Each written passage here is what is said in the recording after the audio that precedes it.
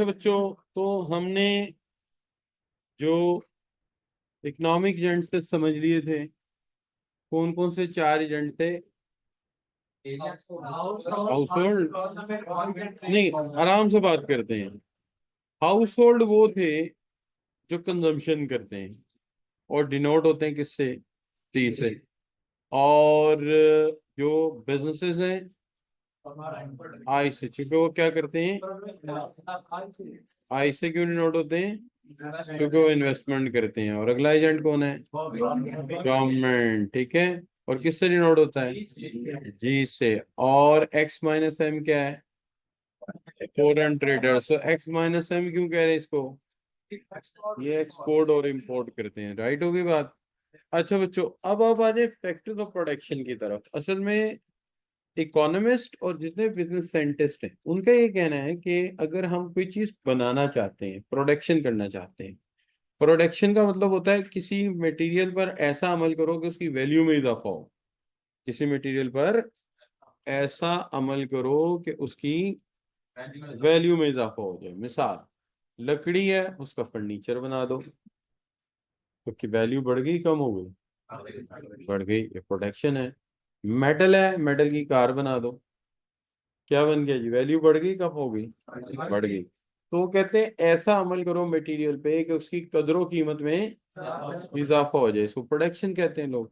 या कोई ऐसा अमल करो जिससे लोगों को फायदा पहुंचे, जैसे डॉक्टर एडवाइस कर दे, डिस्क्रिप्शन लिख दे, वकील कोई लीगल मसले को रिजॉल्व करा दे। तो या कोई काम ऐसा करो जिससे डायरेक्ट फायदा हो जाए, उसको सर्विस कहते हैं। या कोई ऐसी चीज बना दो जिससे उसकी वैल्यू में, मटेरियल पे ऐसा काम करो सिर्फ वैल्यू में, दोनों प्रोडक्शन। दोनों प्रोडक्शन। इसको डॉक्टर साहब जो ऑपरेशन करते हैं, जो लोगों को चेकअप करते हैं, ये भी प्रोडक्शन है, क्योंकि इससे पैसा तो पैदा हो रहा है। क्या ख्याल है? वकील साहब जो केस लड़ रहे हैं, एक्चुअली चीज तो कोई नहीं नजर आ रही ना, लेकिन पैसे तो आ रहे हैं, लिहाजा ये भी क्या है? प्रोडक्शन है। और बड़ई जो फर्नीचर बना रहा है वो भी प्रोडक्शन। तो चीजें बनाना भी प्रोडक्शन और सर्विसेज देना भी प्रोडक्शन है, क्योंकि दोनों से हम पैसे कमाते हैं। दोनों से हम पैसे कमाते हैं। राइट जी। अच्छा, अब आज हम इस हवाले से पहले बात करते हैं कि फैक्टर्स ऑफ प्रोडक्शन क्या है। तो जो साइंटिस्ट हैं और जो इकोनॉमिस्ट हैं वो ये कहते हैं कि चार फैक्टर हैं, इनमें से एक भी कम कर दोगे ना, प्रोडक्शन नहीं हो सकती। कितने? चार फैक्टर हैं, एक भी कम कर दोगे प्रोडक्शन नहीं होगी। सबसे पहले वो कहते हैं नेचुरल रिसोर्सेज हैं। और नेचुरल रिसोर्सेज वो कहते हैं किसको? लैंड को। आपके जहन में आया यार नेचुरल क्यों कह रहा है? इसलिए कि लैंड एक ऐसी चीज है जो कुदरत ने ही बनाई है, इसके अंदर तुम्हारा कोई रोल नहीं है। यानी एक होता है वैसे कुदरत की, यानी अल्लाह की देन से इंसान कुछ रोल प्ले करे, इसमें कोई भी रोल नहीं है। लिहाजा ये नेचुरल रिसोर्स है। और इसके अंदर नेचुरल रिसोर्स के अंदर सबसे पहले क्या चीज आती, इसका नाम दूसरा क्या है? लैंड, जमीन। अच्छा, तो आप में से अक्सर बच्चे या हम लोग ये समझते हैं कि लैंड का मतलब है जमीन, सॉइल। ठीक है, जमीन या सॉइल, लेकिन यानी अपर सरफेस। लेकिन जो हकीकत है, लैंड का कॉन्सेप्ट खासा बड़ा है। हम लैंड में लेते हैं नेचुरल गिफ्ट। कौन से? जिसके अंदर बच्चों जमीन है और उसके इनसाइड और आउटसाइड जो चीजें। इनसाइड से मुराद है जमीन में मिनरल भी है, ये भी लैंड का हिस्सा है। जमीन में वाटर है, ये भी हमारा लैंड का हिस्सा है। इसके ऊपर चमकने वाला सूरज, सनलाइट, और विंड पावर, जाहिर है हवा चलती है उससे हम बिजली बनाते हैं। पहाड़, रेगिस्तान, मौसम, बारिश, ये सब किसका हिस्सा बच्चों? लैंड का। मतलब जमीन कहते हैं। ठीक है बच्चों, मुश्किल बात तो नहीं कर दी मैंने कोई? तो लैंड से मुराद क्या है? हम लैंड किसको कहते हैं? सॉइल को। और सॉइल क्या होता है? जमीन। लेकिन जमीन के एक्चुअल मीनिंग इकोनॉमिक्स में क्या है? जमीन के जो ऊपर है और जमीन के जो अंदर है। इवन इसके अंदर ये नहीं लिखा, लेकिन जो इसके साथ अटैच होने वाला समंदर है वो भी लैंड का हिस्सा है। सी। राइट जी। No problem. बेटे आप कुछ भी नोट डाउन नहीं कर रहे है भाई? लिखा लुखा करो यार, अच्छी बात होती है। कुछ लिखा करो। अच्छा बच्चों, क्योंकि पॉइंट्स नहीं लिखोगे तो फिर घर जाके रिवाइज क्या करोगे? क्या हाल है? बैठ तो ऐसे गए हो जैसे इससे पहले कोई आपने कोई बड़ी कुछ स्कॉलर टाइप की किताबें कुतुबें लिखी हुई हैं, अब आपको पढ़ने की जरूरत नहीं, आज देखते हैं भाई कैसा पढ़ा रहा है। माफ करो। ये एटीट्यूड है। तो भाई हमारा टेस्ट न लो, तुमने टेस्ट देना है। शुगल मेले की हद तक ठीक है, लेकिन अगले ने भी शुगल बना देना। अच्छा बच्चे, यहाँ तो कोई चीज मुश्किल बात समझ आ रही थी? तो क्या सम अप करते हैं? जमीन से मुराद सिर्फ सॉइल नहीं है, जमीन के इनसाइड, जमीन के ऊपर जो कुछ है सब लैंड है। वो हवा है, सूरज की रोशनी है, क्लाइमेट है, बारिश है, समुंदर है, मिनरल सब इसमें। क्लियर बच्चों? अब आगे आ गया मजदूर, लेबर। एक आम आइडिया ये है कि जिस मुल्क की आबादी ज्यादा होगी वहां मजदूर ज्यादा होंगे, लेकिन हकीकत बात यह है कि मजदूर बनने के लिए मेंटल एबिलिटी भी चाहिए और फिजिकल भी। तो फिजिकल तो चलो अल्लाह ने दे दी, लेकिन मेंटल एबिलिटी को तो डेवलप करना पड़ता है तालीम के जरिए, तरबियत के जरिए, ट्रेनिंग के जरिए। इसका मतलब है लेबर जो चाहिए उसमें आबादी भी होनी चाहिए और तालीमो तरबियत और ट्रेनिंग भी होनी चाहिए। तो इसका मतलब ये है, कहता है कि during the production process intentions of earning, जिसमें हमने पैसा कमाना है, तो इसके लिए क्या बच्चों, मेंटल और फिजिकल एफर्ट की जरूरत है। इंटेंशन इसकी क्या है? पैसा कमाना है। और उस मेंटल और फिजिकल एफर्ट के लिए जो काम करेगा उसको क्या कहेंगे? मजदूर या labour. Labour is an active factor of production, it make use of other input factor possibly combining production process. कहते हैं ये एक्टिव फैक्टर है। लैंड खुद तो नहीं ना उठ के काम करती, क्या करती है? लैंड तो सॉइल है, वैसे ही रहती है। लेकिन लेबर एक्टिव है। एक्टिव का मतलब क्या है? इसकी मेहनत से जमीन इस्तेमाल होती है ना, इसकी मेहनत से बारिश का फायदा उठाते हैं। अगर ये वक्त पे बीज ना बोए तो जमीन बेकार है। क्या हाल? तो लेबर क्या है?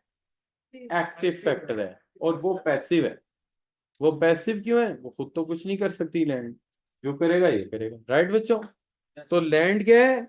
लैंड एक जमीन का टुकड़ा है, वो पैसिव है। और लेबर मजदूर है, जो क्या करता है? मेहनत करता है और बाकी फैक्टर से काम लेता है। क्लियर बच्चों? अब आगे आ जाए कैपिटल। तो सबसे पहली बात, लैंड लेबर समझ आया, तो आगे चलते हैं। समझ आया सब बच्चों को? आसान सा कॉन्सेप्ट है। अच्छा बच्चों, तीसरा फैक्टर आ गया कैपिटल। अच्छा, कैपिटल से मुराद है बच्चों मैन मेड रिसोर्सेस। सबसे पहले जो रिसोर्सेज जहन में आएंगे कैपिटल के लिए, देखो पहला क्या है? और क्या है? मशीनरी, टूल, इक्विपमेंट्स वगैरह, equipment, factories, commercial buildings, hospital, school, road, rail, docks. ये सब क्या है बच्चों? ये सब हमारा मैन मेड रिसोर्सेज और ये हमारा कैपिटल, ये हमारा कैपिटल है। देखा जाए तो आप कहेंगे सर मशीन कैपिटल है, अच्छा जी फैक्ट्री कैपिटल है, हॉस्पिटल, रोड, रेल, ये सब नेशनल लेवल पे क्या है हमारा? कैपिटल। बिल्डिंग भी नेशनल लेवल पे क्या बन जाती है? कैपिटल। अगर पाकिस्तान के नुक्ता नजर से देखो तो ये एक मशीन है, इसके अंदर पुर्जे लगे हुए हैं, एसी लगे हुए हैं, मल्टीमीडिया लगा हुआ है, इलेक्ट्रिक का पूरा निजाम लगा हुआ है। ठीक है ना? और इसके अंदर कम पढ़ा लिखा स्टूडेंट आता है और पढ़ लिख के वापस जाता है। तो ये मशीन है ना, जब आता है तो पढ़ा लिखा इतना नहीं होता, लेकिन जब जाता है तो सीए किया होता है उसने। तो इसका मतलब ये भी एक मशीन है उनकी नजर में।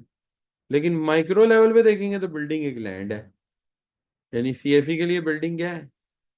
लैंड है, जमीन है। और पाकिस्तानी कौम के लिए कैपिटल है। ये वाहिद फैक्टर है जो माइक्रो मैक्रो में फर्क है। ये वाहिद फैक्टर है जो माइक्रो मैक्रो में फर्क है। मैक्रो लेवल पे ये मशीन, पाकिस्तान के लिए मशीन है, कैपिटल। लेकिन किसी और का ऑर्गेनाइजेशन के लिए बिल्डिंग लैंड है, जमीन का टुकड़ा। राइट बच्चों? अच्छा जी, समझ आ रही बात की? अच्छा अब चले एक सवाल का जवाब दें। ये मेरा पेन, पेन है ना, इलेक्ट्रॉनिक पेन। ये क्या है? कंज्यूमर गुड है, कैपिटल गुड है? कंज्यूमर गुड है। कुछ लोग कह रहे हैं कंज्यूमर गुड है, कुछ लोग कह रहे हैं मैं कहता हूँ दोनों है। कैसे? अगर सीएफई में यूज हुआ कैपिटल गुड है, और अगर घर जाके यूज किया कंज्यूमर गुड। यही चीज है, आपके अब्बू की गाड़ी कंज्यूमर गुड है, लेकिन अगर ऊबर पे चला दी फिर कैपिटल गुड है। तो जिससे पैसे कमा रहे हैं वो क्या है? यानी ये कंप्यूटर, ये छोटा सा कैमरा है, अब यार ये भी कैपिटल है। हाँ, पैसा जो कमा रहा है। तो पैसा कमाने वाली चीज से छोटी हो, हर वो अमल जिससे पैसा आएगा, एक पेन है, एक चौक यहाँ पे लिखने का मार्कर, वो भी कैपिटल गुड है। क्यों? क्योंकि है तो टूल ना, इक्विपमेंट है। क्या हाल है ना जी? क्योंकि एक गाड़ी के टायर का वॉल कितने का आता है? 5 रुपए का। लेकिन ना हो तो गाड़ी चलेगी। जैसे कैपिटल गुड, वो भी कैपिटल गुड है। राइट बच्चों? लाजिम नहीं कैपिटल गुड के लिए आप बड़ा सा पावर लूम लाए आपके, हाँ ये कैपिटल गुड है, नहीं। आपका हैमर, आपका प्लास, आपका रेंच, सब चीजें क्या कैपिटल गुड, क्योंकि पैसा कमा रही है। मुश्किल बात तो नहीं लग रही मेरी?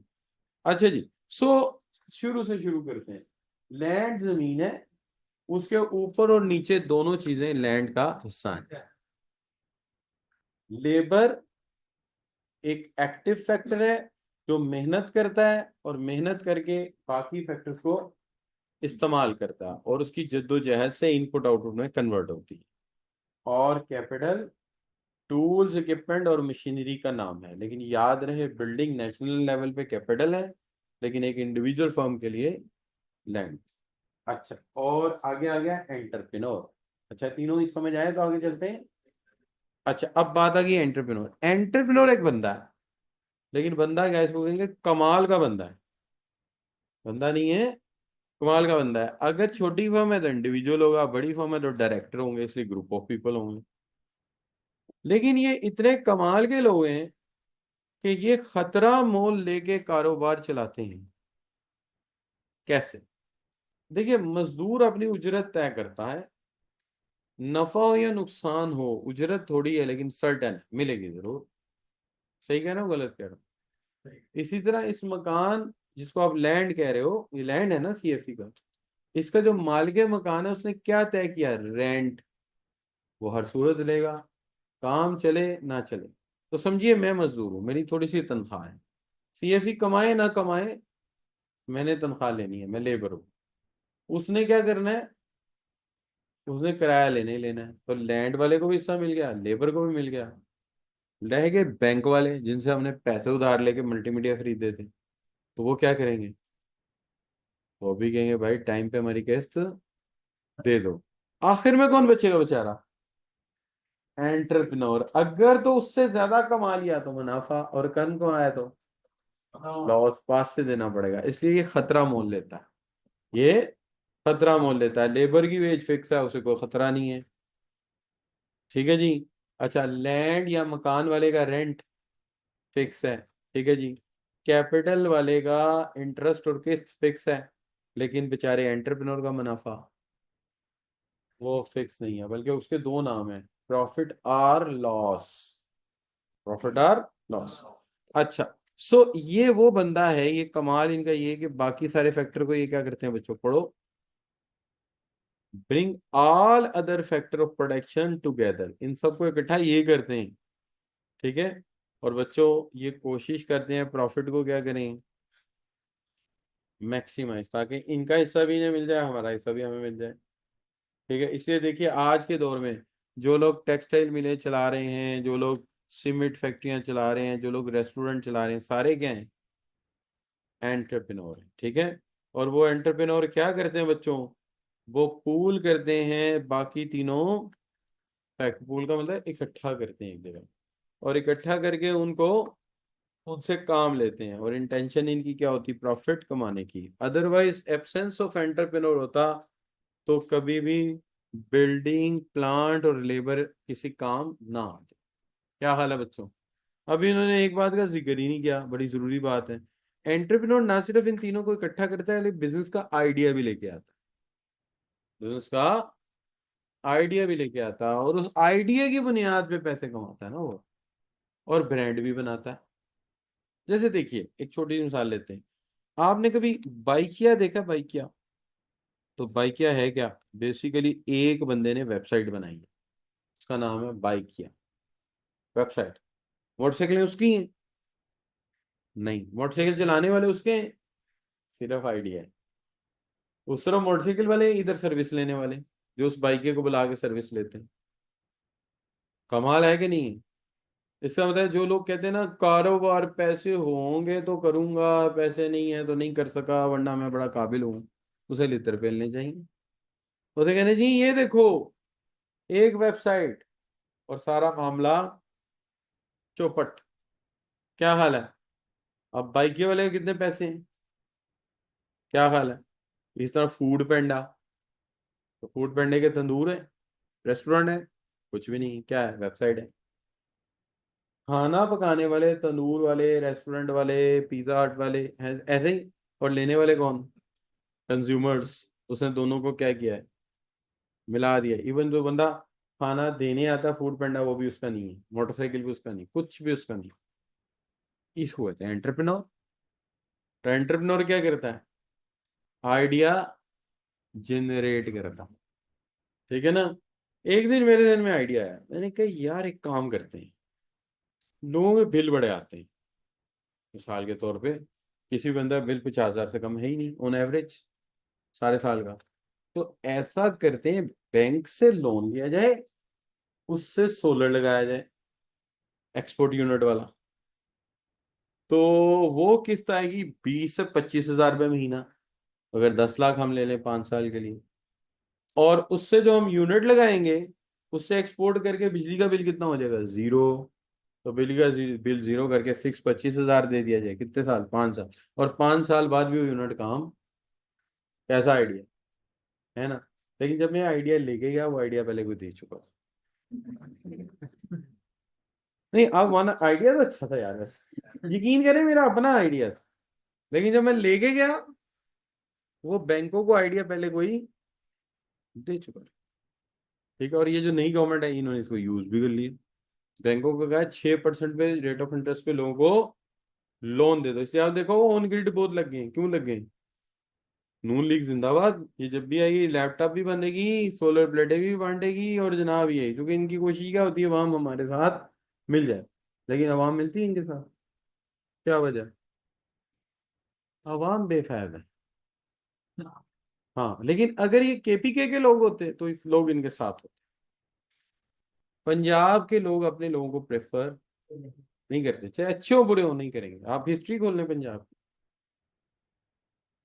आप हिस्ट्री खोल लें पंजाब की, ऐसे ही ये अपने लोगों के साथ कभी भी नहीं होते। ये इनकी हिस्ट्री है। मतलब मैं आप बताता हूँ कि नादिर शाह दुरानी ने हमला कर दिया मुगल हुकूमत पे। तो बहादुर शाह जफर, वो क्या नाम था उसका, मोहम्मद शाह ने उनके साथ डील कर ली। वो डील कर ली, लेकिन डील करने के बाद दिल्ली के लोगों को गुस्सा आया, उन्होंने गोली चला दी। जब नादिर शाह दुरानी बाहर आया, वो बड़ी मुश्किल बचा। उसके गोली बिल्कुल कान के पास से निकली, अगर लग जाती तो उन्होंने तो कम करता। उसके बाद दिल्ली पूरे में कत्लो आम इतना हुआ कि गलियों में खून की नहरें बह गई। मार दिया ईरानी फौज ने बुरी तरह।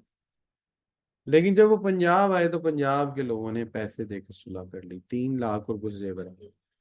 लड़ाई लड़ी नहीं। अल्लाह अल्लाह खैर चलो, लड़ाई मुक गई, निश्ता, लड़ने की छुट्टी, कहानी खत्म। क्या हाल है? फिर सिखों की वो मत आ गई, मुसलमान बोले ही नहीं। वो वाशे मस्जिद का मीनार तोड़ दिए उन्होंने, चुप खामोश शटअप। बेटियां उठा के ले गए, बोले। डाकू था रंजीत सिंह काना। और उसके बाद वो भी पंजाबी थे, सिख। उन्होंने कहा ये बड़ा तंग करते हैं यार, हुकूमत नहीं करने दे रही, फौज हर मामले में बोलती है। और ऐसा करते हैं, अंग्रेजों से लड़ाई करते हैं। वो लड़ाई करने चले गए, अपनी फौज अंग्रेजों से लड़ा के जंग हार के फारिग हो गए। तो पंजाबियों के काम इसी तरह के। कोई अपना लीडर होगा तो क्या होगा? चोर ही होगा, सीधी बात। और बाहर से आ जाए, भट्टो साहब आ जाए सिंध से, जिंदाबाद। क्या ख्याल है? तो ये कौम जो है, ये डिफरेंट है। मैंने इसका मिजाज जब पढ़ा तो मुझे बड़ी हैरानगी हुई इन्हें देखकर, बड़ी हैरानगी हुई। और मतलब कि विद एक्सक्यूज लोगों को माइंड लगे शायद अगर पाकिस्तान के साथ अमेरिका के बॉर्डर लगते होते ना, तो सबसे पहले जो सूबा 53वीं स्टेट बनता ना, छड्डो पर। समझ आई बात? बाकी आप जिंदा जिंदा हो। अच्छा बच्चों है नहीं, तो ये हमारी मतलब दिस इज आवर हिस्ट्री। हमारी हिस्ट्री ऐसी ही है, लेकिन बहादुर कौन है, लड़ती बहुत। अच्छा बच्चों, anyway, सड़कों पे बहुत आती है, देखा नहीं? लेकिन वो मारते हैं तो फिर चली भी जाती है। इनकलाब हम लाते हैं, लेकिन हम क्या करें, वो मारते इतना, हमने नहीं इनकलाब लाना, जाओ छुट्टी करो। तो हम बस इसी तरह की कौम है। क्या हाल है जी? तो जब कौम इस तरह की, फिर हमारे हुक्मरान भी माशाल्लाह इसी तरह की हैं। वो कहते जिहो जी रुआ हो जे फरिश्ते। अच्छा बच्चा, एनीवे तुम्हारी historically we are like this, so anyway. लेकिन लैंड अल्लाह ताला ने हमें बहुत अच्छा दिया है, पानी भी है, सॉइल भी है, फर्टाइल भी है। इससे ये फर्टाइल लैंड जो है, ये आने वाले 10-15 साल में फिर वही वापसी आएगी, तारीख अपने आप को दोहराएगी। जो कौमें खुराक ज्यादा पैदा कर सकती हैं वो सुपर ताकत बनेगी, मुईशत भी उन्हीं की तरक्की करेगी। क्योंकि आने वाला बड़ा क्राइसिस असले का, वेपन का नहीं होगा, खुराक का होगा, याद रखना। अच्छा बच्चों, सो एनीवे, तो लैंड इज वेरी इंपॉर्टेंट। क्यों?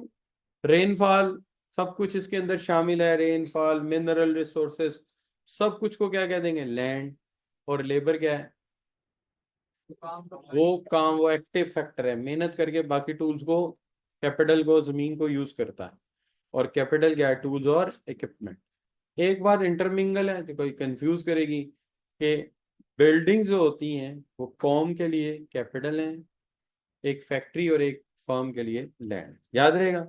और एंटरप्रेन्योर कौन सा बंदा है, जो ब्रांडिंग करता है, आइडियाज लेके आता है कारोबार के, और बाकी सारे फैक्टर्स को मेरा डिप्लॉय करता है। सही वर्ड क्या होना चाहिए, डिप्लॉय करता है, रोजगार देता है, यूं कह लो। सही है जी, राइट हो गई बात। अच्छा, लेकिन शुरू में हम एक बात छोड़ गए, क्या बोला, कि दो फैक्टर ऐसे हैं जो ह्यूमन है, और दो कौन से हैं। अच्छा, मजदूर को कभी आपने चलते देखा है?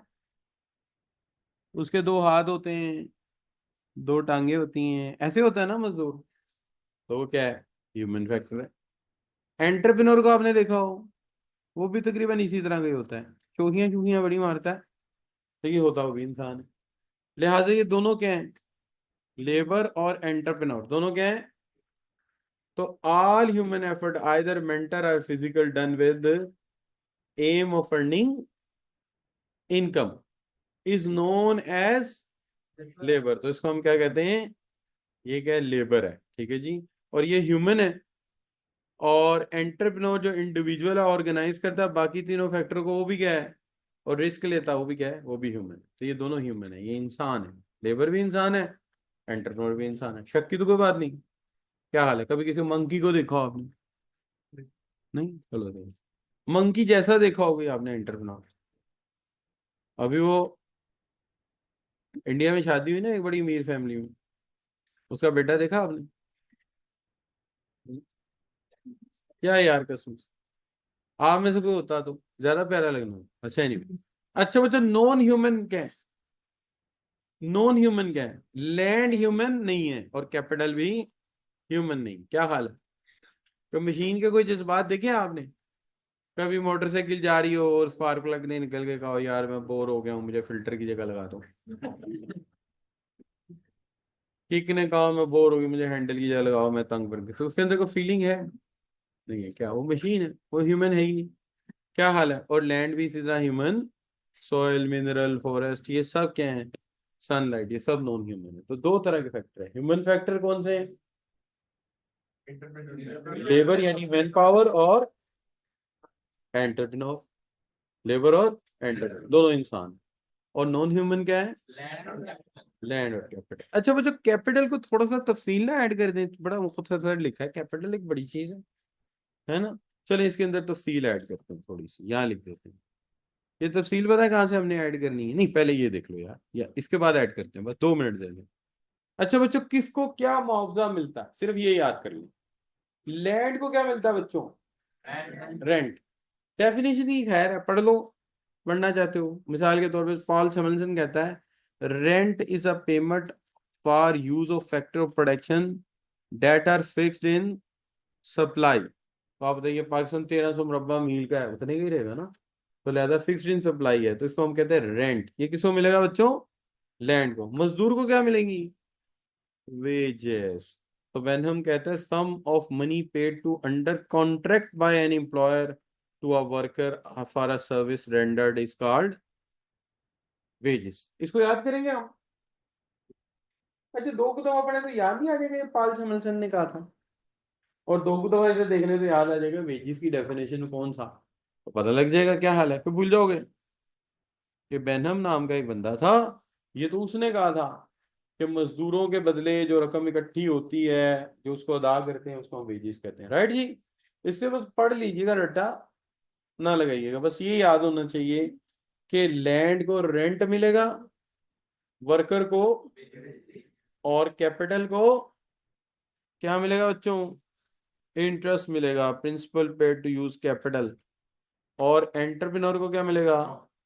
प्रॉफिट। अच्छा, ईमानदारी से बताइएगा, ये जो प्रॉफिट होते हैं इसके नोट और होते हैं, जो जो वेज होती है उसके नोट और होते हैं, और इंटरेस्ट के नोट और होते हैं?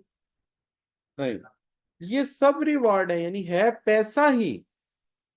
मजदूर को जो पैसा मिला है पैसा ही, नाम उसका क्या है?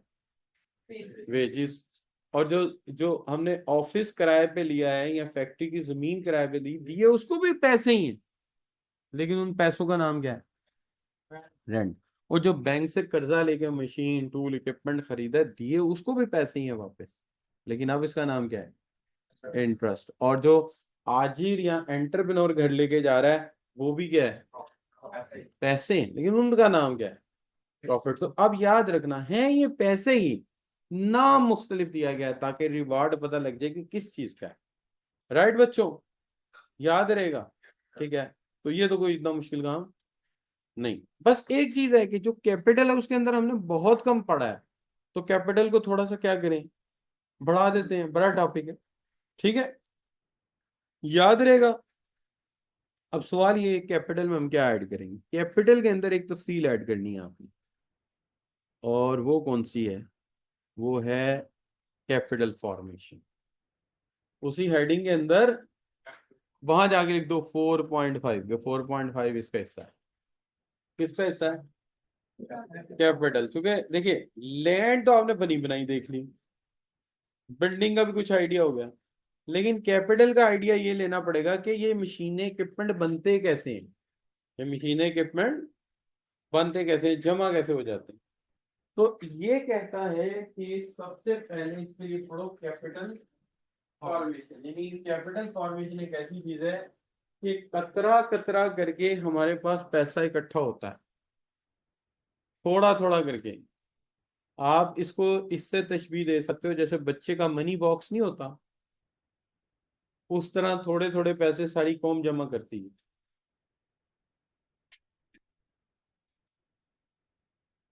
और एंड में वो पैसा एडिशन होता जाता है, इंक्रीज होता जाता है। इंक्रीज होते होते वो एक दिन कैपिटल, स्टॉक ऑफ कैपिटल बन जाता है। और over a long period of time हमारे पास बहुत सारी मशीनें, बहुत सारे टूल्स, बहुत सारी फैक्ट्रियां, बहुत सारी ट्रांसपोर्ट इक्विपमेंट, बहुत सारा मटेरियल और इलेक्ट्रिसिटी होती है। लेकिन ये मंगला डैम, तरबेला डैम, ठीक है जी, सासू डैम, वासु डैम, इसी तरह से बच्चों जो है हमारा जो है मतलब लाला मूसा एनर्जी प्रोजेक्ट या कैपको एनर्जी प्रोजेक्ट, ये 2 दिन में थोड़ी लग गए हैं।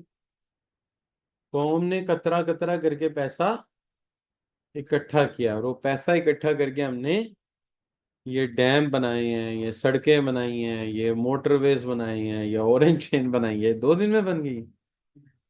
कर्जा लिया है, सूद पे लिया है, फिर सूद चुका रहे हैं, पैसा चुका रहे हैं, तो ये बड़ी मेहनत से हमने बनाया। इसलिए कैपिटल आराम से नहीं इकट्ठा होता, इसके लिए कौम को बड़ी कुर्बानी देनी पड़ती है। तो सबसे पहले बच्चों इसकी कहते हैं 3 स्टेजेस हैं। उन 3 स्टेजेस में सबसे पहले क्रिएशन ऑफ सेविंग्स। ये सबसे मुश्किल काम, ये सबसे मुश्किल काम है, चूंकि देखिए पैसा सेव कैसे होता है आप सब बच्चे जानते हैं। और बच्चे सब जानते हैं सेविंग का एक ही तरीका है कि पैसे को खर्च ना किया जाए। ठीक है जी। और हमेशा ये कौन करता है, इंडिविजुअल और हाउस होल्ड। कैसे करते हैं, वो कहते हैं जी दे सेव मनी बाय नॉट, देखिए not spending on all of their income purchasing of goods and services. ये कहना आसान है, करना मुश्किल है कि अपनी जरूरतों को रोकना और थोड़ी चीजों में गुजारा करना, और फिर वो पैसा रफ्ता रफ्ता रफ्ता क्या होता है, जमा हो जाता है। The level of saving in the country depends on the power to save, और पावर टू सेव डिपेंड करता है कि हमें इनकम कितनी मिलती है और वो डिस्ट्रीब्यूशन उसकी हमारे दरमियान कैसे होती है, और उसमें से खर्चा कितना करना पड़ता है। अब जाहिर बात है इनकम में से कंजम्पशन माइनस करने पर सेविंग आती है। अगर आमदनी कम होगी तो सेविंग कहाँ से होगी, और अगर कंजम्पशन हम ज्यादा कर देंगे, स्पेंड थ्रिफ्ट होंगे, तो पैसा तब भी सेव नहीं होगा। क्या हाल है बच्चों, है कि नहीं।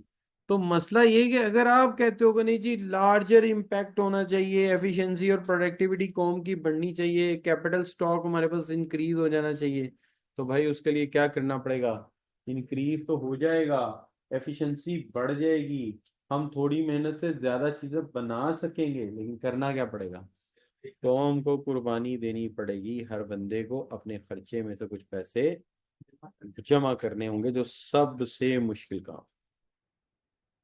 अब सेविंग करके घरों में रख ली, बन गया कैपिटल। नहीं नहीं नहीं नहीं, सेविंग अपने पास नहीं रखनी, वो सेविंग हमने पहुंचानी है बैंकों को। किसको पहुंचानी है बच्चों, बैंक्स को पहुंचानी है। बैंक्स को पहुंचा दो, इंडिविजुअल इन्वेस्टर्स को दे दो, फाइनेंशियल ऑर्गेनाइजेशन को दे दो, इंश्योरेंस कंपनीज को दे दो, गवर्नमेंट को दे दो, या सेविंग सेंटर्स को दे दो। ये लोग इसका क्या करेंगे बच्चों, ये इनको आगे कर्जा दे देंगे। इसका मतलब है पहला काम सेविंग था, और दूसरा काम उस पाइपलाइन में पैसा डालना था जिसके एक सिरे पे सेविंग करने वाला है और दूसरे सिरे पे इन्वेस्टमेंट करने वाला है। ठीक है ना।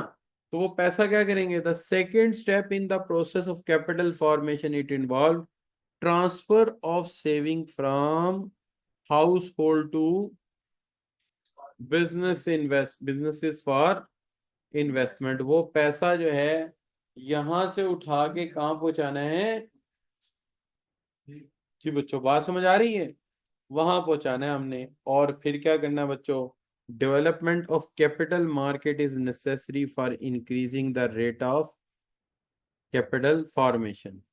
A well-developed capital market is likely to ensure proper mobilization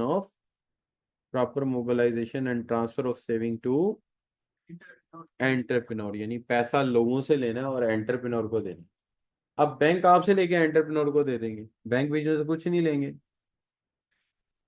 और आप भी कुछ नहीं लेंगे, जाओ कर्जा इतना दे दिया, ऐसे होगा? नहीं, ऐसा नहीं होगा। यानी सेविंग करने वाला बैंक को पैसे देगा, अच्छा भाई कितने परसेंट दोगे, तो वो कहता है जी मैं 14% रेट ऑफ इंटरेस्ट दूंगा। 16, आपने 16 पे दे दिया, आगे जब वो देगा क्या करेगा, वो 20 पे देगा। क्यों, अपना भी तो कमाना है। आपको सारी बात समझ आ गई। तो बच्चों कैपिटल फॉर्मेशन कैसे होती है, मशीनें टूल डैम सड़कें कैसे बन जाती हैं, पहले हम सेविंग करते हैं अपने घरों में, वो पैसा बचा के हम इंश्योरेंस करवा ली तो भी पैसा बचा के दिया। अगर सेविंग अकाउंट खोला हुआ तय किया हुआ यार 20,000 हर महीने वहां रखना है यार, कल को असलम की शादी करनी है, ठीक है जी, बानो को पीएचडी करानी है, तो क्या करेंगे हम, है जी, तो वो पैसे हम रखते रहेंगे। मकसद दर है हमारे भी ऐसे ही होंगे ना, बढ़ा के बाद में कर देंगे, कोई मसला नहीं, आपका ख्याल है फैक्ट्री वाले खा जाएंगे तो कल को तुम्हारी शादी रुक जाएगी, नहीं नहीं ऐसा नहीं। अच्छा तुम्हारा जहेज भी होगा, ज्वेलरी बनाएंगे, सब कुछ होगा, फिक्र नहीं। अच्छा बच्चों, तो अब बात हम क्या कर रहे थे, बात ये कर रहे थे वो पैसा जो है हम रखते जाएंगे बैंक में, इंश्योरेंस कंपनी में, ठीक है जी, बचा बचा के। तो पहला स्टेप बचाना है, तो पहला हेडिंग तो बचानी वही है ना, और दूसरा हेडिंग पैसा पहुंचाना, और पहुंचाने का मतलब पाइपलाइन है। आपने इधर से रख दिया, उन्होंने आगे किसको दे दिया, एंटरप्रेन्योर को। अब तीसरा है कि एंटरप्रेन्योर भी तो ईमानदार हो ना। yes. क्या हाल है, एंटरप्रेन्योर पैसा हमसे ले और जनाब जाके वो अपना जो है पंखों की फैक्ट्री लगा दे जाके ब्राजील में। क्या ख्याल है, तो मुल्क तरक्की करेगा, ब्राजील तरक्की करेगा फिर तो। क्या हाल है, तो उसको एंटरप्रेन्योर भी ईमानदारी से फैक्ट्री हमारे मुल्क में लगाए और वो इसको इन्वेस्ट करे, उससे क्या करे, कैपिटल फॉर्मेशन करे। और कैसे फॉर्मेशन करेगा बच्चों, वो अपने मुनाफे की खातिर मशीनें टूल्स और इक्विपमेंट ले, लेकिन उसे रिस्क तो लेना पड़ेगा, क्योंकि वो पैसा हमसे ले रहा है, हमें वापस तो करेगा। तो रिस्क किसको जाएगा, रिस्क सारे का सारा जाएगा एंटरप्रेन्योर। राइट जी। अब बात ये समझ आई कि पहली स्टेज में ये है कि it's a very difficult work to do, कि हम अपनी आमदनी में से कम खर्च करेंगे और पैसा बचाएंगे। This is called creation of saving. फिर हमारा ये मकसद अचीव होगा, एफिशिएंसी बढ़े और मशीनें बन जाएं। फिर वो पैसा हम बचा के कहाँ जाएंगे, या इंश्योरेंस कर लेंगे, या बैंक को दे देंगे, या इन्वेस्टमेंट ब्यूरो को, किसी को भी दे देंगे, म्यूचुअल फंड को दे देंगे। चलो, म्यूचुअल फंड भी हमारा पैसा स्टॉक एक्सचेंज में लगा के हमें मुनाफा देता है, हम उनको दे देंगे। ठीक है जी। अच्छा, और वो पैसा अब इंडस्ट्री के पास चला गया। अब इंडस्ट्री उस पैसे से ईमानदारी से अच्छी फिजिबिलिटी बनाए, अच्छे जगह पे रिस्क लेके क्या करे, रिस्क और अनसर्टेनिटी को फेस करे और पैसा खर्च करे, और खर्च करके खुद भी मुनाफा कमाए और उसमें से हमें भी दे। इस तरह कैपिटल बढ़ता चला जाए। राइट बच्चों, मुश्किल बात तो नहीं होगी कोई। अब क्या क्या समझ आ गया आज के लेक्चर में, पहली बात हमें समझ आ गई कि फैक्टर ऑफ प्रोडक्शन क्या है, और दूसरा फैक्टर ऑफ प्रोडक्शन में एक फैक्टर को हमने बहुत तफसील से देखा है, कौन सा, कैपिटल फॉर्मेशन। और फैक्टर्स का रिटर्न भी हमने सीखा है, लेबर के वेजेस, लैंड का, कैपिटल का, और एंटरप्रेन्योर का प्रॉफिट। यस राइट बच्चों। चलिए, अब बच्चों बात आ गई इस चीज की कि हमने ये सारी चीजें जो है सीख ली हैं। अच्छा, ये जो प्रोडक्शन ये ना डिवीजन ऑफ लेबर, ये आप I2B में भी पढ़ेंगे, इसकी मुझे इतनी कोई फिक्र नहीं है, वहां पे भी काफी तफसील है इसकी। ये प्राइवेट पब्लिक गुड्स हैं, इनका जरा मिजाज है कि इनको साथ ही ले लेंगे एक दिन। तो एजेंट्स पे बात हो चुकी है हमारी, सिटी एंड चॉइस है यहाँ, पिछली डेफिनेशन है, उस पर बात कर लेंगे हम।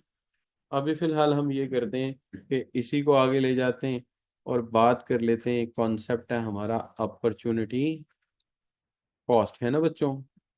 अभी यही बता, क्या था बच्चों,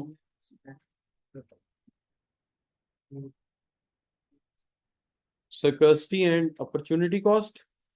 अच्छा, स्कर्सिटी का कॉन्सेप्ट तो आपने पहले पढ़ लिया, रॉबिन्स की डेफिनेशन तो पढ़ाई थी, सब बच्चों ने पढ़ी थी ना, कि economic study human behaviour as a limited resources and unlimited wants. याद है आपको कि रिसोर्सेज थोड़े हैं और ख्वाहिशात बहुत ज्यादा है। उस वो कॉन्सेप्ट किसका था, स्कार्सिटी का। स्कार्सिटी का मतलब क्या हुआ, शॉर्टेज है, कम है। क्या चीज कम है, रिसोर्सेज हमारे पास कम है।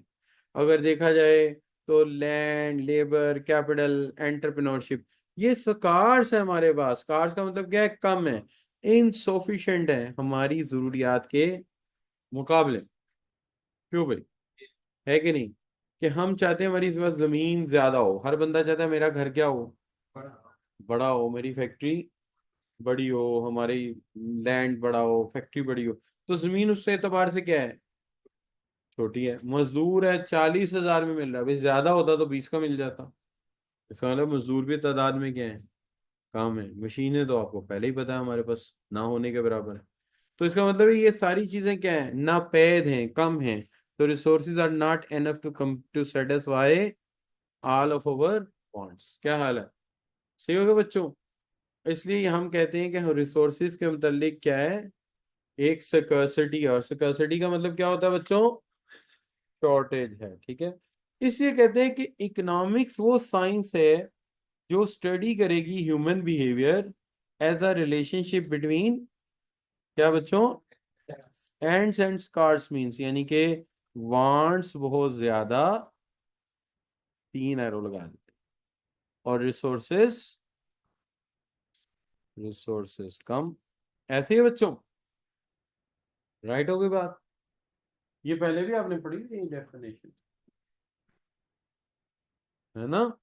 रॉबिन्स की पढ़ी थी डेफिनेशन के इकोनॉमिक स्टडी करती है ह्यूमन बिहेवियर को, जब इंसान की ख्वाहिशात बहुत ज्यादा हो और वसाइल उसके पास कम हो, और वो परेशान हो गया, यार इतने कम वसाइल में मैं इतनी सारी ख्वाहिशात पूरी कैसे करूं, क्योंकि वसाइल तो कहीं भी मैं लगा सकता हूँ। तो फिर इंसान क्या करता है बच्चों, इंसान क्या करता है ऐसी सिचुएशन में, एफिशिएंट यूज ऑफ रिसोर्सेज करता है। वो जो अवेलेबल रिसोर्सेज है सोचता है कि इनका बेस्ट यूज क्या है, क्या करता है, बेस्ट यूज क्या है। तो बेस्ट यूज क्या होता है बच्चों, ज्यादा से ज्यादा फायदा उठाएं, राइट जी। रिपीट कर, तो जब इंसान के पास रिसोर्सेज कम हो और वांट ज्यादा हो तो इंसान क्या करेगा, एफिशिएंट यूज करेगा। इसका मतलब है यहाँ पे उसका नतीजा यही निकला कि ये लैंड, लेबर, कैपिटल, एंटरप्रेन्योरशिप हमारे पास कार्ड्स हैं, तो इसका क्या करेंगे, इसका भी वही है कि इसका भी क्या करें, एफिशिएंट यूज करें। एफिशिएंट यूज की जो उर्दू है वो क्या होती है बच्चों, ऑप्टिमम यूज होती है इसकी उर्दू, ऑप्टिमम यूज, यानी सेकंड मीनिंग उसका। एफिशिएंट यूज का मतलब है यार बड़ा ऑप्टिमम यूज किया आपने इसका, यानी अगर कोई बंदा किसी रिसोर्स को कम यूज करके ज्यादा बेनिफिट ले तो आप कहेंगे बड़ा ऑप्टिमम यूज किया, यानी कि बड़ा ज्यादा बेनिफिट लिया। क्लियर बच्चों, बात समझ आ रही है। अब आ जाए, यहां तक क्लियर है तो फिर बात करते हैं। क्लियर है, तो हमने यहां तक समझ लिया कि जी सिकर्सिटी है, वसाइल थोड़े हैं, ख्वाहिशात लातादाद हैं, तो समझदारी से काम लो। तो आपकी अम्मी क्या करती हैं, समझदारी से काम लेती हैं ना। क्या करती हैं, आपके अब्बू जब सैलरी लेके आते हैं तो वो बड़ी समझ से काम लेती हैं कि अच्छा इतने पैसे पहले रखो बच्चों के खाने पीने के, इतने पैसे रखो बच्चों की तालीम के, इतने पैसे रखो गाड़ी की लीज के। ऐसे होता है कि नहीं होता, जरूरी जरूरी चीजों के पैसे रखती हैं, फिर इजाफी बच जाए तो आपको आइसक्रीम भी खिला देती हैं। तो उसको क्या कहते हैं, सिक्योरिटी, इसी को कहते हैं ना बच्चों। तो ये सबसे पहली मिसाल तो हमारा घर है, सबसे बड़ा मिसाल तो हमारा घर है, जहां महदूद वसाइल के अंदर ऑप्टिमम यूज किया जा रहा है। देखिए आप सीए भी कर रहे हैं, घर भी चल रहा है, आगे भी चल रहे हैं, कितने सालों से चल रहा है, तो उन्हीं महदूद वसाइल में। क्या हाल है, ऐसे ही बच्चों। अच्छा अब आ जाए अपॉर्चुनिटी कॉस्ट। जब वसाइल महदूद है तो एक चीज लेंगे एक नहीं ले सकेंगे, होगा कि नहीं होगा, बताइए। वसाइल महदूद है, हर चीज तो नहीं ले सकते, क्या होगा, कोई एक चीज खोएंगे एक चीज पाएंगे, ऐसे होगा ना। तो आपने तो पहले ही कहा हुआ है कि पहले हम, हाँ और फिर हम, हाँ और जो खोना है उसी को क्या कहते हैं, हाँ जो खो रहे हैं वो क्या है, अपॉर्चुनिटी कॉस्ट। अच्छा, as we have multiple end क्या बच्चों, scarce resources, eventually we have to make some, सही उर्दू लिखी, इंग्लिश लिखी है, some choices। our wants have relative importance in life, ख्वाहिशात हमारे लिए यकसा अहमियत नहीं रखती, रिलेटिव अहमियत रखती, कोई ज्यादा और कोई। तो हम क्या करते हैं, कुछ नॉन एसेंशियल होती हैं, हम सारी वांट्स पूरी कर सकते हैं, नहीं, वो क्या है, नामुमकिन है।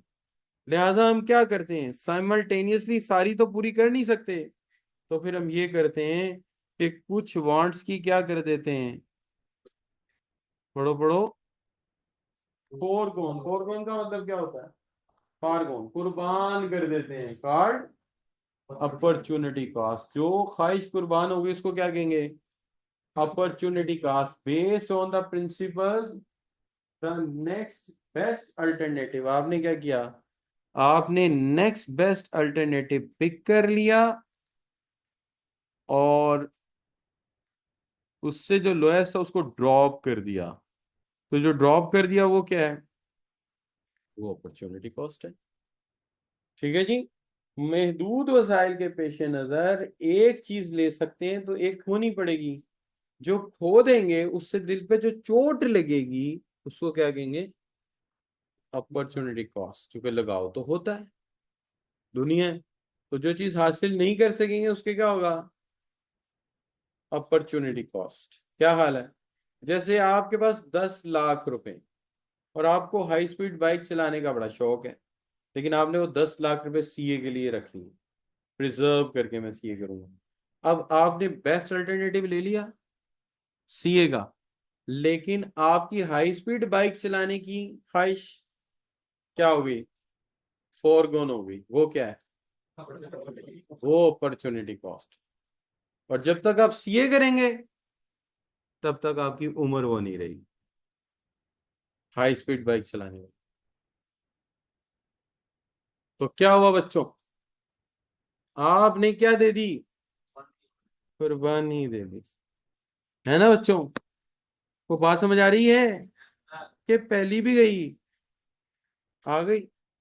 चलो सही है। चलो मैं एक केस स्टडी आपके साथ डिस्कस करता हूँ। आपने इसके अंदर अपॉर्चुनिटी कॉस्ट बतानी है। करें जी केस स्टडी? और से सुनना। शादी से पहले मुझे लड़कियों की कॉल्स आती थी बहुत ज्यादा। हंसना नहीं, केस मेरा केस है, केस में जज्बाती नहीं होते। बहुत ज्यादा लड़कियों की कॉल्स आती थी। मेरी मंगनी हो गई और मैंने वो अंगूठी पहन ली। अब कॉल्स आनी बंद हो गई। अपॉर्चुनिटी कॉस्ट है। हाँ ठीक है। और बेस्ट अल्टरनेटिव कौन सा है? जो घर में पड़ा हुआ है। और जिन्होंने रास्ता छोड़ दिया वो क्या है? हैं? वो अपॉर्चुनिटी कॉस्ट है। को बात समझ आई है? ये पहली भी गई? बहुत अच्छा है, गुड, वेरी गुड, बहुत अच्छा। चलो जी, तो ये क्या है? ये अपॉर्चुनिटी कॉस्ट है, कुर्बानी देनी ही पड़ती है। अच्छा बच्चों, अब बात हो गई कि क्या ये अपॉर्चुनिटी कॉस्ट सिर्फ एक बंदे को देनी पड़ती है? वो कहता ना ना ना भाई, ये तो मुल्क को भी देनी पड़ रही है, फर्म को भी देनी पड़ रही है। मसलन फर्म, अगर आप हाउस होल्ड के ध्यान में रखो, तो हाउस होल्ड जो है एक आइसक्रीम का बॉक्स लाता है तो दूसरा नहीं ला पाता। चॉकलेट ले आया, स्ट्रॉबेरी छोड़ना पड़ गया, तो ये क्या हो गया? अब अपॉर्चुनिटी कॉस्ट हो गई ना। यानी चॉकलेट खाने की कॉस्ट ये है कि स्ट्रॉबेरी नहीं खा सकोगे। सही है। और जब फर्म की बात आती है तो वो कहता है कि मैं डेयरी प्रोडक्ट्स बना रहा हूं। ये क्या किया? ये आपने पिक कर लिया। लेकिन ख्वाहिश बड़ी थी कि मैं आइसक्रीम भी बनाता, वो भी तो डेयरी प्रोडक्ट्स में आ सकती थी, लेकिन वो मैं नहीं बना सका। लेकिन मैंने मिल्क और योगर्ट लॉन्च कर दिए। बताओ ये क्या है?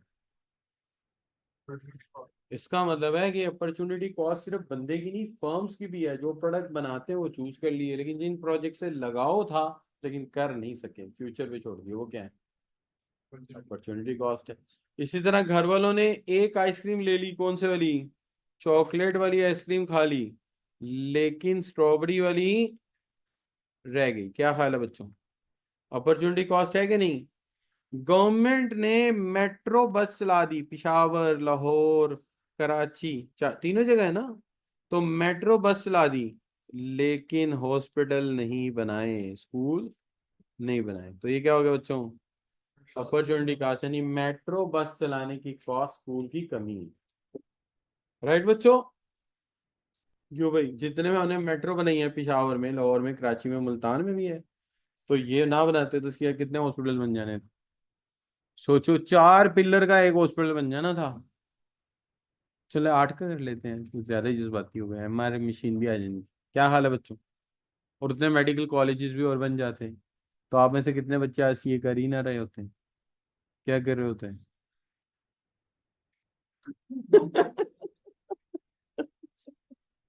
अच्छा, आप डॉक्टर बनना ही नहीं चाहते थे? नहीं बनना चाहते? अच्छा, आप अपनी ख्वाहिश पे ही करने आ गए। गुड यार, बड़ी अच्छी बात। अच्छा, मैं भी डॉक्टर शुरू से बनने का मेरा कोई इरादा नहीं था। मैंने अपने चचा को देखा किताबें पढ़ रहे हैं। मैंने कहा इतनी किताबें क्यों पढ़ रहे हैं? कह रहे डॉक्टर बनने हैं। ठीक है। चचा पढ़ते थे हमारे किंग एडवर्ड मेडिकल कॉलेज में। तो फिर उनकी बेटियां तीनों दोनों वो भी डॉक्टर बन रही थी। बनी बाद में, लेकिन जब मैं छोटा था वो डॉक्टर बन रहे थे। मैंने किताबें देखी ना, मैंने कहा ये क्या, खून, गंदा, मेरे से कट शट नहीं लग रहा। मेरा तो कट से ये हालात है, कल पेज से कोई चीज कस रहा था, ये कट लगा, खून निकला अंगूठे में, बेगम को पकड़ा, मैं कहा याद कर इसको कुछ। उसी ने धोया, उसी ने पट्टी शट्टी की है। हम नहीं भाई, ब्लड वाले मामले में हमें नहीं चलता काम। तो तो हमने जी, क्या मेडिकल की, भाई मैंने आर्ट्स पढ़ी है मैट्रिक में, ये मैंने तैयारी की है, समझ आए ना बात की। और ऊपर ऊपर से नहीं भाई, हमने पहले दिन हिस्ट्री और पॉलिटिकल साइंस स्टार्ट कर दी थी, 8वीं 9वीं में, हिस्ट्री और पॉलिटिकल साइंस। लेकिन नंबर उसमें मेरे को 86 है आउट ऑफ 100 उसमें हिस्ट्री में। पॉलिटिकल साइंस में कोई 78 80 है। अभी तो गवर्नमेंट कॉलेज चले गए। लेकिन ये है कि, ये फिर है कि हम जब बाबर को पानीपत के मैदान में लाते थे ना भाई, 3 पेज हम भर देते थे, क्योंकि बाज लोगों को कई बातें पता ही नहीं होती थी उसके मतलब, कि उसका घोड़ा ब्राउन था, उसकी तलवार चमक रही थी, पास लोग देखकर भाग रहे थे, ये सारी बातें लोगों को पता ही नहीं, ये मैं लिख रहा था। और मैं ऐसे नहीं लिखता था कि लिखी तो कोई भी काट दे, नीचे बड़े बड़े हिस्टोरियन के नाम डाल देता था, डॉक्टर ईश्वरी प्रसाद, ठीक है जी, विलियम जे, मतलब बड़े बड़े नाम, ताकि क्या हो, बात अपनी लिखनी। लेकिन किताबें लाइब्रेरी में देख ली, इतनी मोटी मोटी 3 किताबें थी, मैं क्या ए किसी ने नहीं पढ़ी है, एदा ना लिखा। तो जो मैं गलत लिखता था मैं नाम उसका लगाता था, लिए कि नहीं 86 मार्क्स उससे। तो ये काम मेरे ऐसे ही थे, तो मुझे शुरू से पता था डॉक्टर डॉक्टर मैंने नहीं बनना। हाँ, बाद में मुझे एहसास हुआ यार पढ़ लेता तो अच्छा था। फिर मैंने साइकोलॉजिस्ट बन जाना था, वो मुझे सही पसंद आया, मैं कि यार वो कर लेते, उस मेरे ख्याल ही नहीं कि साइकोलॉजिस्ट भी डॉक्टर होता है। तो वो मैंने जब बाद में देखा ना, तो एक फिल्म आई थी इंडिया की, भूल भुलैया, वो मैंने देखी, मुझे बड़ा ख्वाहिश है मैं यार ये बन जाते, ये बड़ा अच्छा आर्ट है कि एक पागल को ट्रीट करना है जी। लेकिन बहरहाल अभी भी मैं वही कर रहा हूँ, आपको उनसे नॉर्मल है सारे, ऐसे ही होता है बच्चों। तकरीबन वही हिसाब है, तकरीबन वही हिसाब। अच्छा बच्चों, तो बहरहाल एनीवे, तो मैंने कोई ऐसी ट्राइटरी नहीं की। हाँ, आगे मैंने जब एफए स्टार्ट किया ना, तो उसमें एक ग्रुप था, स्टैट मैथ इकोनॉमिक्स, उसको जनरल साइंस कहते, स्टैट मैथ, मैंने वो पकड़ ली। अच्छा, मैंने बीएससी भी उसी में ही की है, स्टैट मैथ इकोनॉमिक्स में। और फिर आगे आगे मैंने एमएससी इकोनॉमिक्स करी, फिर मेरा दिल नहीं, मजा नहीं आया कोई इतना खास। फिर मैंने एमबीए कर लिया, नहीं मजा आया। फिर मैंने आईटी में भी मास्टर किया, नहीं मजा आया। फिर मैंने एमएस किया प्रोजेक्ट मैनेजमेंट में, उसमें बहुत मजा आया, वो बड़े मजे का काम। प्रोजेक्ट मैनेजमेंट बहुत मजे का काम है, यानी कि आप स्क्रैच से एक प्रोजेक्ट को पकड़ते हैं और उसको पाया तकमील तक पहुंचा के उसकी आउटकम दे। तो this is the best work. और अभी मैं जो इवनिंग में काम करता हूँ वो यही है, प्रोजेक्ट को पकड़ना, उसको पाया तकमील तक पहुंचाना। और उसके अंदर कई प्रोजेक्ट्स मिल जाते हैं हमारी कंपनी को, रिपेयर के, मेंटेनेंस के, कंस्ट्रक्शंस के, तो हम उसके अंदर एज अ टीम काम करते हैं, वो सबसे मजे का काम। ठीक है, आप भी जब देखेंगे, आप भी सीए का भी तकरीबन मिलता जुलता काम होता है, अगर आप कंसल्टेंट लग जाते हैं तो कई प्रोजेक्ट होते हैं। अभी मेरे दोस्त हैं, वो चार्टर्ड अकाउंटेंट हैं, अबू बकर उनका नाम है, मेरे साथ सीएफई पहले पढ़ाते थे, पहले सीएफई खासा बड़ा रहा था, अब तो है हम सीए पे स्क्वीज हो गए ना। तो वो हैं, उन्होंने ये जो अभी पंजाब में इलेक्ट्रॉनिक बस चलेगी ना, उसकी फिजिबिलिटी और प्लान सारा उन्होंने बनाया, इसकी सारी फिजिबिलिटी और प्लान उन्होंने बनाया। और खासा पैसों वाला काम, मैंने पूछा था, उन्होंने बताया नहीं पर, लेकिन मुझे इतना पता है कि तगड़े पैसे नहीं है, फिजिबिलिटी और प्लान बना के दिया इसका। इसी तरह बच्चों, ये जो डैम बनते हैं इसके अंदर टरबाइन लगता है, ये वो, ये भी क्या करना होता है, इसकी भी तो एक फिजिबिलिटी बनती है 300 400 पेज की, तो अच्छी खासी महंगी होती है। बल्कि दयामीर बादशाह डैम की तो लोकल कोई बना ही नहीं सका, प्लान भी बाहर से करवाया जाके, समझे बात। तो इसलिए ये बड़े मजे का काम है, आप करेंगे तो आपको बाद में इसमें काफी लाइफ अपनी अच्छी लगेगी। शुरू में मुश्किल आते हैं, जैसे पेपर टफ है, इसके आसान नहीं है, आपको क्वालिफाई करने में मुश्किल आएगी, लेकिन जब आप कर लेते हैं तो फिर आप इंजॉय भी बहुत करते हैं।